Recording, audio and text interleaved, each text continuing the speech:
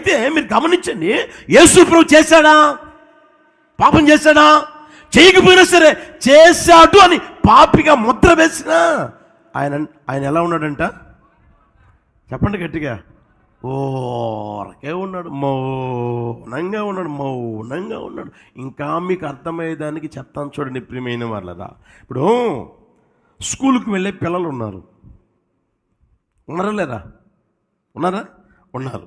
వాళ్ళు పిలిచి మీకు ఏ టీచర్ అంటే ఇష్టం, ఏ మాస్టర్ అంటే మీకు ఇష్టం అని అడిగితే వాళ్ళు వెంటనే చెప్తారా చెప్పరా? నాకు పలానా టీచర్ అంటే ఇష్టం, పలానా మాస్టర్ అంటే ఇష్టం అంటారు. ఎందుకని వాడిని అడిగామనుకో, లేదా ఆ అమ్మాయిని అడిగామనుకో, నేను లేటుగా పోయినా కూడా ఆ మిస్ అయితే ఆ టీచర్ అయితే నన్నేమీ అందు. అర్థమవుతుందా? నేను చదువుకోకుండా క్లాసులో అల్లరి చేస్తూ ఉన్నా కూడా నన్నేమీ అందు. మరలా నన్నే దగ్గరికి పిలుచుకొని ముద్దు పెట్టుకుంటుంది, నన్నే దగ్గరికి పిలుచుకొని చాక్లెట్ కూడా ఇస్తుంది. అందుకని ఆ టీచర్ అంటే నాకు చెప్పరావండి ఇష్టం. అర్థమవుతుందా? అదే సమయంలో ఎన్ని గంటలకు వచ్చావు, ఎన్ని గంటలకు స్కూలు అని గద్దించి బుక్ తీసి చదువుకో, ఎందుకు వచ్చావు ఇక్కడికి, చదివేదానికే కదా అని కాస్త గద్దించితే ఇప్పుడు ఆ టీచర్ ఎట్ట కనపడుతుంది? చెప్పలేవండి, రాక్షసులా కనిపిస్తుంది. ఆ టీచరు రాక్షసులా కనిపిస్తుంది. అర్థమవుతుంది? అంటే గద్దించి హెచ్చరించి బుద్ధి చెప్తే పొరపాటును కూడా వినే ఆ స్వభావం, జీవితం మార్చుకునే స్వభావం ఏమంటే ఆ రోజుల్లో లేదు, ఈ రోజుల్లో లేదు, తర్వాత రోజుల్లో ఉంటుందో ఉండదో నాకైతే తెలియదు. అర్థమవుతుంది ప్రియమైన వాళ్ళనా? యేసు ప్రభు రోజుల్లో కూడా చూడండి, యేసు ప్రభు వారిని గద్దించాడు. సున్నం కొట్టిన సమాధులారా, మీ బుద్ధి మార్చుకోండి, స్వభావం మార్చుకోండి, మనసుని మార్చుకోండి అని గద్దిస్తే, హెచ్చరిస్తే అవి యేసు ప్రభు చెప్పిన మాటలు వారికి నచ్చక వాళ్ళు ఏం చేశారు అంటే అబద్ధ సాక్ష్యం మోపి ఆయన్ని పాపి అని ముద్ర వేశారు. ప్రియమైన వాళ్ళరా, దాన్ని ఒకసారి గుర్తెరుగుదుము గాక, ఆలోచన చేసుకుందుము గాక. నువ్వు చేసింది తప్పు అని చెప్తే ఏమంటే ఈ రోజున వాళ్ళని గౌరవించే వాళ్ళు ఉండరు, వాళ్ళని ఏమంటే అసహించుకునేవారు ఉంటారు, వారిని ఏమంటే మనన చేసేవాళ్ళు ఉండరు, స్మరించేవాళ్ళు ఉండరు, వారికి విలువ ఇచ్చేవారు కూడా ఉండరు. ఎవరికయ్యా అంటే ఏమంది కథలు చెప్పుకునే అదేదో అంటారు చూడండి, వాళ్ళు ఉంటారు చూడండి, నీ మాటలు నీ దగ్గర, వాళ్ళ మాటలు వాళ్ళ దగ్గర, ఎవరి మాటలు వాళ్ళ దగ్గర చెప్పుకుంటా కాలం గడుపుకుంటా ఉండేవాళ్ళు ఎలా ఉంటారు? చాలా మంచోళ్ళుగా కనపడతారు, చాలా ఉత్తములుగా కనిపిస్తారు, చాలా ఏమంటే అసలు వాళ్ళ దగ్గర పరిశుద్ధత కారిపోయినట్లుగా ఒకరి దగ్గర ఎవరి దగ్గర కనిపించినట్లుగా వాళ్ళు కనిపిస్తూ ఉంటారు. అర్థమవుతుందా? అయితే యేసు ప్రభు చూడండి, పాపి అని ముద్ర వేసేశారు. పాపము చెయ్యకపోయినా, ఆయనలో పాపము ఏమాత్రం లేకపోయినా ఏమంటే ఆయనని అలా చేసిన ఆ పరిస్థితులు మనం గమనించగలం మన వ్యక్తిగత జీవితంలో. గుర్తెరుగుదుముగాక. ఇప్పుడు చూడండి, యేసు ప్రభు నీతి కలిగిన, చెప్పండి గట్టిగా, నీతి కలిగిన న్యాయాధిపతి కదా. ఒక రోజున పాపులందరికీ ఆయన ఏం చేస్తాడు చెప్పండి?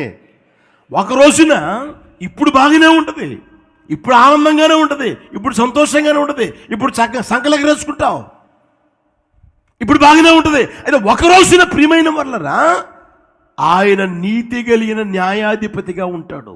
ఆయన తీర్పు తీరుస్తాడు, తప్పకుండా తీర్పు తీరుస్తాడు. అర్థమవుతుందా?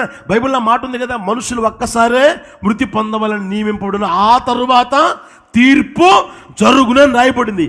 చూడండి, యేసు ప్రభు వారిని అంతమంది అబద్ధ సాక్షులు వెతికి తీసుకొచ్చిన ఎవరి చెప్పిన మాటలు నిరూపణ కాకపోయినా ఇద్దరు చెప్పిన ఆ మాటలను బట్టి ఆయన ఏం చేశారు అంటే పాపి అని ముద్ర వేస్తే అప్పుడు కూడా యేసు ప్రభు వారు మౌనంగా ఉన్నారు.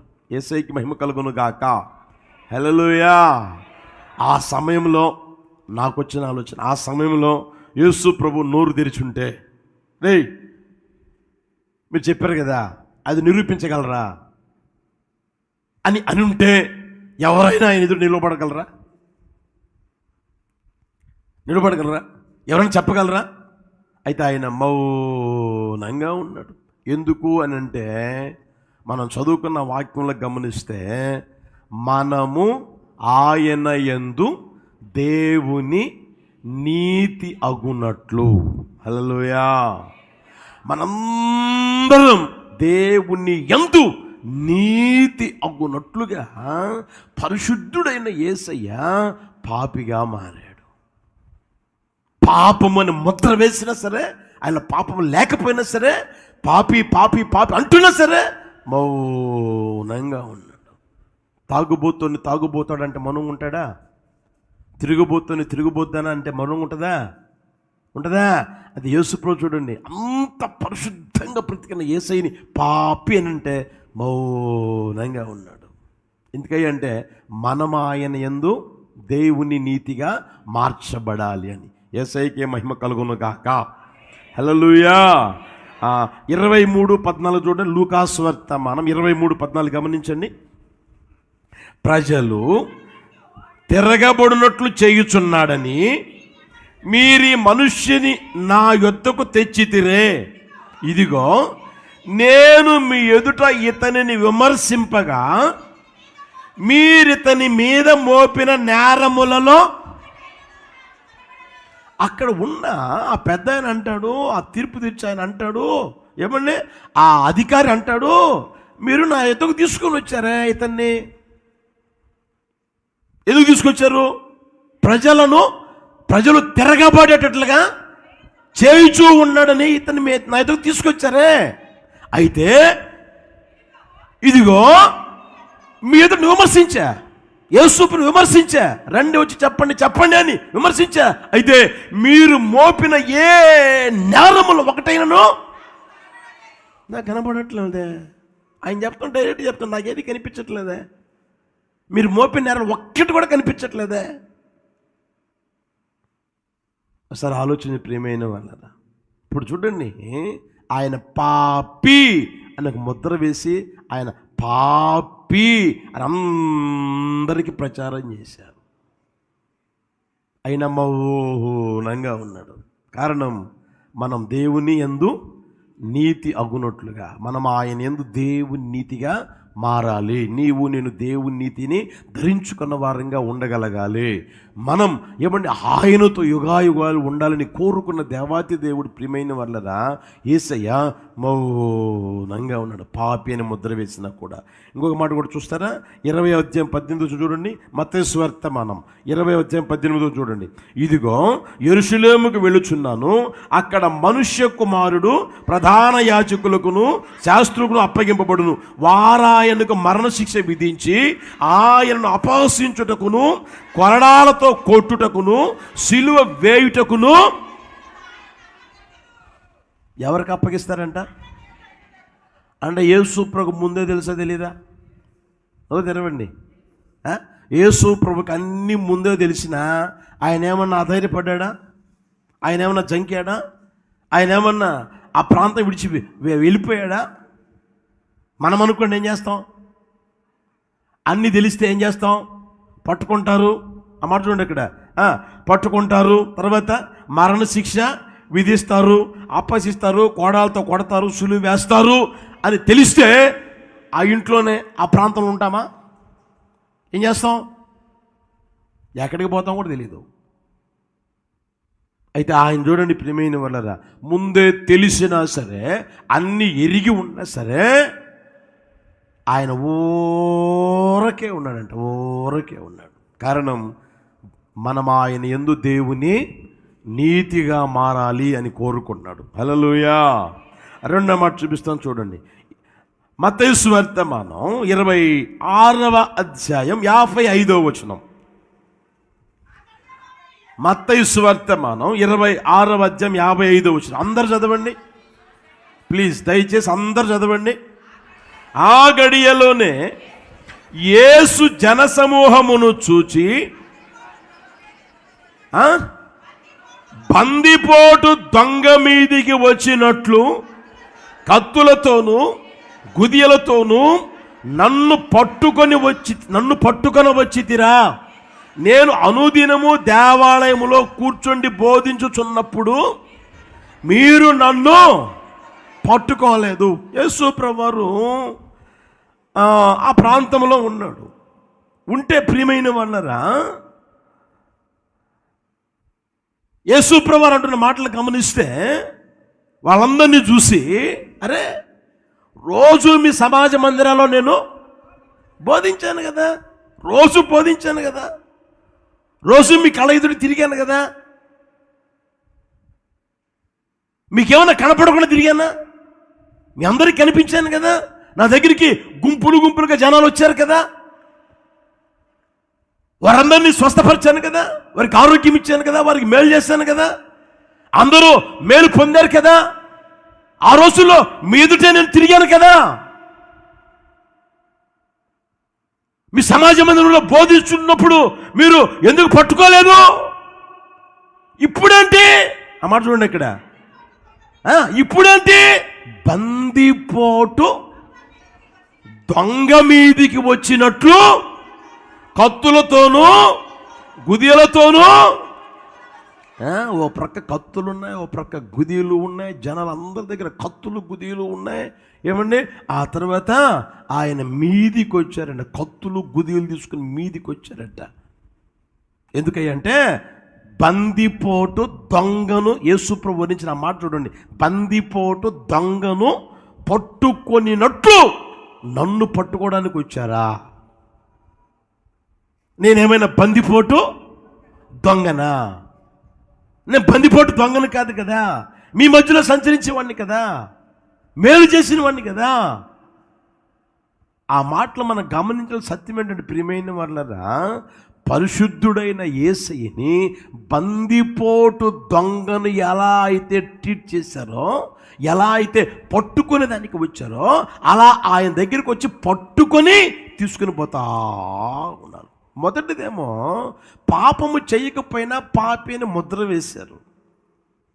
రెండవది ప్రియమైన వాళ్ళ, పాపికి పాపి అని ముద్ర వేస్తే ఇబ్బంది లేదు. ఆయన ఎవరు? పరిశుద్ధుడైన యేసుకి పాపి అని ముద్ర వేశారు. మౌనంగా ఉండరు, అది యేసు ప్రభు మౌనంగా ఉన్నాడు.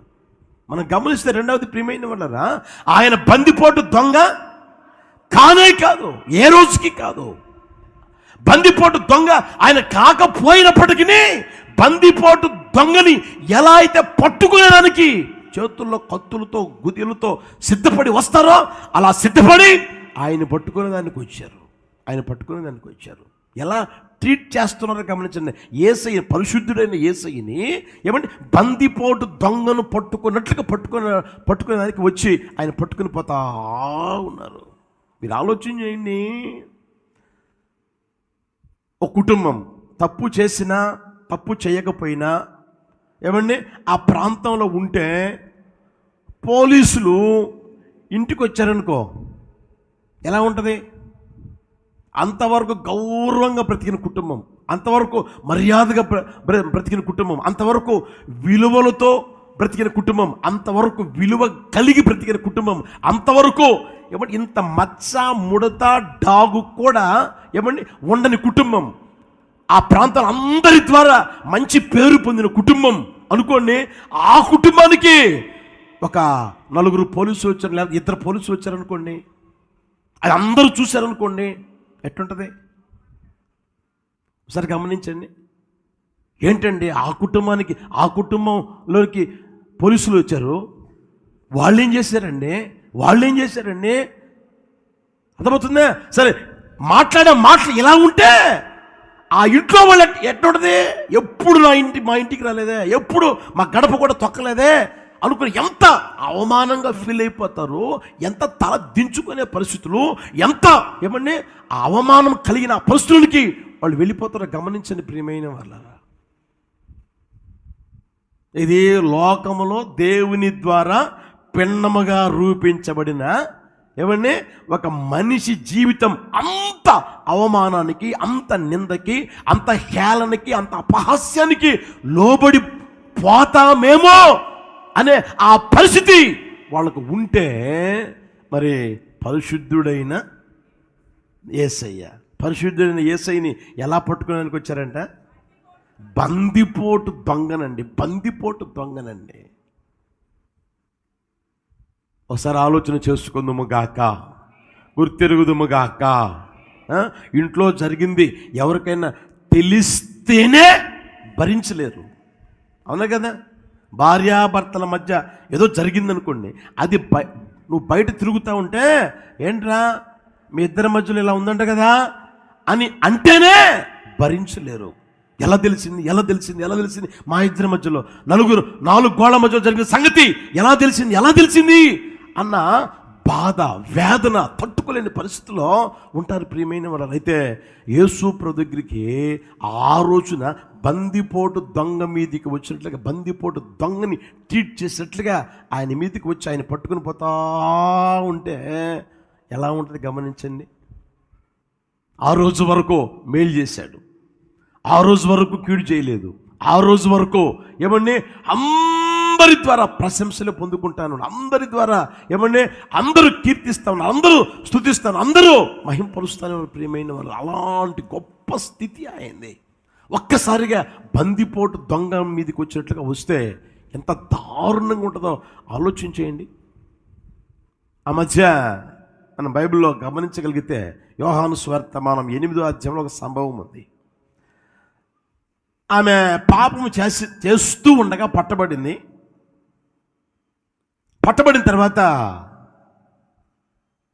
ఆమెను పట్టుకోవాలని చూస్తూ ఉంటే ఆమె తప్పించుకున్నది పారిపోతూ ఉంది, పరిగెత్తుతూ ఉంది. ఆమె ముందు పరిగెత్తుతూ ఉంటే వీళ్ళు వెనక పరిగెత్తుతూ ఉన్నారు. ఆమె వచ్చి ఎక్కడ ఆగింది తెలిసిన, యేసు ప్రభు ఎక్కడ ఉంటే అక్కడ ఆగిపోయింది. ఆగిపోతే వచ్చిన వాళ్ళందరూ చుట్టూరు రౌండప్ చేశారు. చేసి యేసు ప్రభుని అంటారు, ఇదిగో మోషే మాకు నేర్పిన ధర్మశాస్త్రం ప్రకారం ఈ పాపము చేసిన వ్యక్తిని రాళ్ళు రువ్వి కొట్టి చంపాలని ఉంది. నీవు ఏం చెప్తావో చెప్పు, నువ్వేమి చెప్తావో చెప్పు అంటా ఉన్నారు. అంటే యేసు ప్రభు ఎవరో వారికి తెలుసు, ఆయన ఎంత నీతిమంతుడో తెలుసు, ఎంత పరిశుద్ధుడో తెలుసు, ఎంత నిందారహితమైన జీవితం జీవిస్తున్నాడో తెలుసు, ఎంత ఏమంటే వేలెత్తి చూపలేని బ్రతుకుతూ ఉన్నాడో వాళ్ళకు తెలుసు. కనుక వాళ్ళందరూ వచ్చి అంటారు, మోషే నేర్పిన ధర్మశాస్త్రం ప్రకారం రాళ్ళతో రువ్వి కొట్టి చంపాలి, మీరేం చెప్తారో చెప్పండి అని అంటే విన్నట్లుగా మళ్ళీ ఏదో రాసుకుంటా ఉంటే వాళ్ళు బలవంతం చేస్తూ ఉన్నారంట. అప్పుడు యేసు ప్రభు అలా చూసి అన్న మాట ఏంటి తెలిసిన, మీలో పాపము చేయనివాడు, పాపము లేనివాడు ఉంటే మొదట రాయి వేయండి. నాకు తెలుసు ధర్మశాస్త్రం, నాకు తెలుసు, మీకు తెలుసు. ధర్మశాస్త్రం చెప్పింది ఏంటి? రాయి రువ్వి చంపమనుంది కదా, మీలో పాపము లేకపోతే రాయి వేయండి అన్నారు. యేసు ప్రభు మళ్ళా వంగి ఏదో రాసుకుంటా ఉన్నాడు.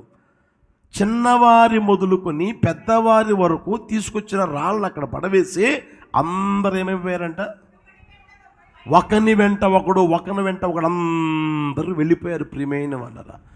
ఆమె అక్కడ నిలబడి ఉంది, యేసు ప్రభు ఉన్నాడు, ఇంకెవ్వరూ లేరు అక్కడ. ఎవరు? పరిశుద్ధుడైన యేసయ్య ఉన్నాడు, శిక్షించగలిగిన యేసయ్య ఉన్నాడు, ఆమె మీద రాయి వేయగలిగిన యేసయ్య ఉన్నాడు అక్కడ. అయితే ఆయన అంటాడు, అమ్మా ఎవరిని శిక్షించలేదా? నేను నీకు ఎందుకు తెలుసునా, నేను పరిశుద్ధుణ్ణి, నేను పాపం లేనివాడిని, నేను నీకు శిక్ష విధించగలను. అయితే శిక్ష నేను విధించను కనుక ఇక మీదట నువ్వు వెళ్ళి పాపము చేయకపో. హల్లెలూయా, హల్లెలూయా. అటు చూడండి ప్రియమైన వాళ్ళరా, నీతి కలిగిన యేసయ్య, న్యాయాధిపతి అయిన యేసయ్య ఆమెను శిక్షించకుండా విడిపించాడు. పరిశుద్ధుడైన యేసయ్య శిక్షించవలసిన యేసయ్య ఏం చేశాడు? శిక్షించకుండా ఆయనను విడిపించాడు. ఒకసారి గమనించండి ఎంత పరిశుద్ధత ఆయన జీవితంలో కలిగి ఉన్నాడో. పాపులను విడిపించుటకు శక్తి కలిగిన యేసయ్య ఇప్పుడు ఎలా మారిపోయాడు తెలిసినా, బందిపోటు దొంగను పట్టుకుని పోతా ఉన్నా మౌనంగా ఉన్నాడు. సరే, పట్టుకునే దానికి వచ్చిన వాళ్ళు ఎవరు? నీతిమంతులా? పట్టుకోవడానికి వచ్చిన వాళ్ళు పరిశుద్ధులా కాదే. అయినా సరే ఆయన మౌనంగా వెళ్తా. అంత గొప్ప దేవుడు ఒక పాపి వలె యేసయ్యను పట్టుకుంటే మౌనంగా ఉంది. ఇంకా ఒక మాట చూపిస్తాను, చూస్తారా? మార్కు సువార్తమానం 15వ అధ్యాయం 16వ వచనం చూడండి. మార్కు సువార్తమానం 15వ అధ్యాయం 16వ వచనం.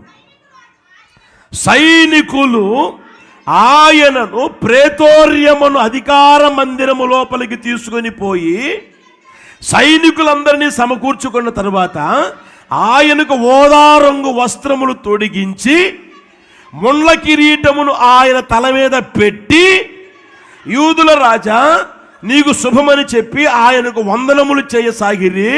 మరియు రెళ్ళుతో ఆయన తల మీద కొట్టి ఉమ్మి వేసి మోకాళ్ళూని ఆయనకు నమస్కారము చేసిరి. వారు ఆయనను అపహసించిన తరువాత ఆయన మీదనున్న ఓదారంగు వస్త్రము తీసివేసి ఆయన బట్టలు ఆయనకు తొడిగించి ఆయన సిలువ వేయుటకు. యేసయ్యని వాళ్ళందరూ ఏమాత్రం మంచివాడుగా చూసారా? పరిశుద్ధుడిగా చూసారా? ఈయన పరిశుద్ధుడైన దేవుడు, ఈయన మంచి చేసిన వారు, మేలు చేసిన వారు అని ఏమాత్రం ఆలోచన కలిగి ఆయన ఆ చూపుతో చూసారా? యేసయ్య మీద ఎవరైనా కనికరం చూపారా? యేసయ్య మీద ఎవరైనా జాలి చూపారా? ఎవరైనా ఆయన మీద కనికర పడ్డారా, జాలి పడ్డారంటే ఒక్కడు కూడా లేడు, ఒక్కడు కూడా లేడు. ప్రియమైన వారు, అక్కడ చూడండి, సైనికులు ఆ తర్వాత చూస్తే సైనికులందరినీ సమకూర్చుకున్న తరువాత ఓదారంగు వస్త్రాలు దొరికించారంట. ముళ్ళ కిరీటం పెట్టారు, తల మీద పెట్టారు. ఏమన్నా ఆ తర్వాత శుభమని చెప్పి వందనం చేశారు. రెళ్ళుతో ఆయన తల మీద కొట్టారు, ఉమ్మి ఊశారు, మోకాళ్ళుని ఎగతాళి చేశారు, అపహాస్యం చేస్తా ఉన్నారు. పరిశుద్ధుడైన యేసయ్యను ఒకసారి గమనించిన ప్రియమైన వాళ్ళ, ఏ తప్పు లేకపోయినా నేరము లేకపోయినా ఆయన్ని ఎలా ట్రీట్ చేశారు తెలిసిన? ఒక పాపిని ట్రీట్ చేసినట్లుగా, ఒక దుర్మార్గుని ట్రీట్ చేసినట్లుగా, దుర్మార్గుని ఎడల ప్రవర్తించినట్లుగా పరిశుద్ధుడైన యేసయ్య ఎడల ఎలా ప్రవర్తించారో గమనించండి. సరే, పాపం చేశాడనంటే ఇబ్బందిలే, చేశాడు కాబట్టి తగిన శిక్ష అనుభవించాడంటే పర్వాలే. అయితే ఆయనలో ఏమీ లేదే, బందిపోటు దొంగ కాదే, ఆయన పాపం చెయ్యలేదే. అయినా సరే పాపిని ట్రీట్ చేసినట్టుగా, ఈడ్చుకుపోయినట్లుగా, లాక్కుపోయినట్లుగా ఆయన ఎలా తీసుకుపోయారు చూడండి ప్రియమైన వాళ్ళ. దాన్ని మనం గుర్తెరుగుదుము గాక. మీరు ఆలోచన చేస్తే అక్కడ ఒక ఆచారం ఉంది, ఏంటి తెలిసిన? పండగ రోజున ఒకరిని విడుదల చేయడం. పండగ రోజున ఒక విడుదల చేయడం. జైల్లో ఉన్న ఖైదీల్లో ఎవరైనా సరే ఒకరిని విడుదల చేయడం. అక్కడ అందరి ముందు ఏ నేరం రుజువు చెయ్యకపోయినా ఆయన బందిపోటు దొంగలాగా తీసుకుపోయి పట్టుకొని అక్కడ నిలువబెట్టిన మౌనంగా ఉన్న ప్రియమైన వాళ్ళ ఆ రోజున, ఇదిగో మనకు వాడుక ఉంది కదా, ఎవరిని విడుదల చేయాలి అని అంటే వాళ్ళు యేసు ప్రభుని విడుదల చెయ్యండి అన్నారా? అనలేదే. ఎవరిని విడుదల చేయమన్నారు? సరే, బరబ్బా ఎవరు?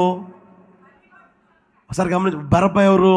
బందిపోటు దొంగ ఆయన.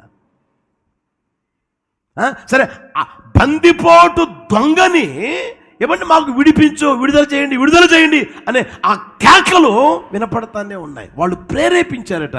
ఆ మాట చూడండి, 15:11 మార్కు సువార్తమానం 15:11 చూడండి. అతడు బరబ్బాను తమకు విడుదల చేయవలనని జనులు అడుగుకొనున్నట్లు.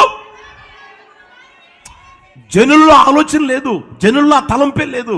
బరబ్బాని అడుగుదాం, బరబ్బాని విడుదల చేయిద్దాం అన్న ఆలోచన లేదు, తలంపు కూడా లేదు. అయితే వీళ్ళు ఏం చేశారయ్యారంటే అడుగుకున్నట్లు ప్రేరేపించారట. జనులు అడుగుకున్నట్లు ప్రధాన యాజకులు మంచివానికి బదులుగా మంచివాన్ని విడుదల చేస్తే మంచిదే, ఇబ్బందిలే. ఇప్పుడు ఒక మంచివానికి బదులుగా ఎవరిని విడుదల చేశారంట? బందిపోటు దొంగని, బందిపోటు, ఎంత దుర్మార్గమైన ఆ పరిస్థితులకి దిగజారిపోయారో గమనించండి. యేసయ్యని ఎలా ఏమన్నా నడిపిస్తున్నారో గమనించండి. పరిశుద్ధుడైన యేసయ్యని పాపిగా ముద్రించడమే కాకుండా ఒక పాపి ఎడల ప్రవర్తించినట్టుగా, ఒక దుర్మార్గుడు ఎలా ప్రవర్తించినట్లుగా ఎలా ప్రవర్తిస్తారో గమనించండి. అందుకని అక్కడ రాయబడిన మాట, పాపము ఎరుగని ఆయనను మన కోసము పాపిగా చేశాడంట. పాపిగా చేశాడు, పాపిగా మారిపోయాడు. పరిశుద్ధుడిని యేసయ్య పాపిగా మారిపోయాడు. బందిపోటు దొంగను ప్రియమైన వాళ్ళరా అడిగిన యేసుప్రభు వింటనే ఉన్నాడు. నేను ఎవరిని విడుదల చేయాలి అనే మాట యేసుప్రభు వింటనే ఉన్నాడు. వింటూనే ఉన్నప్పుడు జనులందరూ బరబ్బాని విడుదల చేయండి అన్న ఆ మాట కూడా విన్నారు. చూడండి ప్రియమైన వాళ్ళరా, అయినా సరే యేసుప్రభు నోరు తెరిచాడా? యేసుప్రభు మాట్లాడా? రే, వాడు బందిపోటు దొంగరా, నేను మంచివాడినిరా, ఎవరైనా మంచోళ్ళు ఉంటే వాళ్ళని విడిపించండి రా, నేరగాల్ని ఎందుకు విడిపిస్తారా అని అన్నాడా? మౌనంగానే ఉన్నాడు. ఎందుకు అని అంటే ప్రియమైన వాళ్ళరా,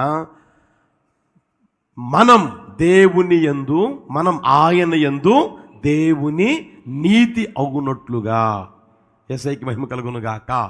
మనం అందరం ఎలా మారిపోవాలి అంటే దేవుని నీతిగా మారిపోవాలి. మనం దేవుని నీతి అగునట్లుగా పాపము ఎరుగని ఆయనను పాపిగా మారిపోయాడు. హల్లెలూయా. దాన్ని మనం ఆలోచన చేసుకుందాము గాక. హల్లెలూయా. ఇంకో మాట చూపిస్తాను చూడండి, ఇంకో మాట ముగించేస్తా. ఆ మార్కు సువార్తమానం 15:27. మార్కు సువార్తమానం 15:27 చూడండి. మరియు కుడివైపున ఒకరిని, ఎడమ వైపున ఒకరిని, ఇద్దరు బందిపోటు దొంగలను ఆయనతో కూడా సిలువ వేసిరి. 28 చదువుతారా? ఉందా? మరి చదువుతున్నారా?